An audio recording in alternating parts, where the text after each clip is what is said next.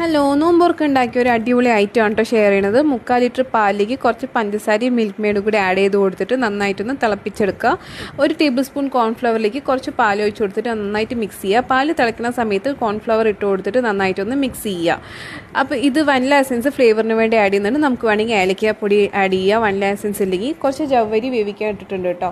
അപ്പോൾ ജവ്വരി വേവുന്ന സമയത്ത് നമ്മുടെ ഈ പാല് നല്ല മീഡിയം കൺസിസ്റ്റൻസി ആയിട്ടുണ്ട്. അതൊന്ന് ആറിയതിന് ശേഷം വെന്ത ജവ്വരി ഇട്ട് കൊടുക്കുക. അതിനൊപ്പം തന്നെ ഞാൻ കട്ട് ഫ്രൂട്ട്സ് എടുത്തിട്ടുണ്ട്. മുന്തിരി, ആപ്പിൾ, തണ്ണിമത്തൻ, 2 പഴം, റോബസ്റ്റ്, പൂവമ്പഴമൊക്കെ എടുത്തിട്ടുണ്ട്. പിന്നെ കുറച്ച് ചിയ സീഡ്സും കുതിർത്തിയത് ആഡ് ചെയ്ത് കൊടുക്കുക. നമ്മൾ എടുത്തു വെച്ച കട്ട് ഫ്രൂട്ട്സ് ഒക്കെ ആഡ് ചെയ്ത് കൊടുക്കുക. നിങ്ങളുടെ വീട്ടിലുള്ള ഫ്രൂട്ട്സ് ആഡ് ചെയ്യുക. മാങ്ങയൊക്കെ ആഡ് ചെയ്ത് അടിപൊളിയായിരിക്കും കേട്ടോ. ഞാൻ ഇവിടെ പൂവമ്പഴം, റോബസ്റ്റും ഒക്കെ ആഡ് ചെയ്ത് കൊടുത്തിട്ടുണ്ട്. അപ്പോൾ ഇത് നല്ല ടേസ്റ്റിയാണ്. ഫ്രിഡ്ജിൽ വെച്ച് ചില്ല് ചെയ്തിട്ടോ അല്ലെങ്കിൽ ഫ്രിഡ്ജിൽ വെക്കാണ്ടൊക്കെ നമുക്ക് കഴിക്കാൻ പറ്റും. നല്ല ടേസ്റ്റിയാണ്, നല്ല ഫില്ലിംഗ് ആണ്. നിങ്ങളെല്ലാവരും ട്രൈ ചെയ്ത് നോക്കിയിട്ട് ഫീഡ്ബാക്ക് അറിയിക്കുക. Take care, bye bye.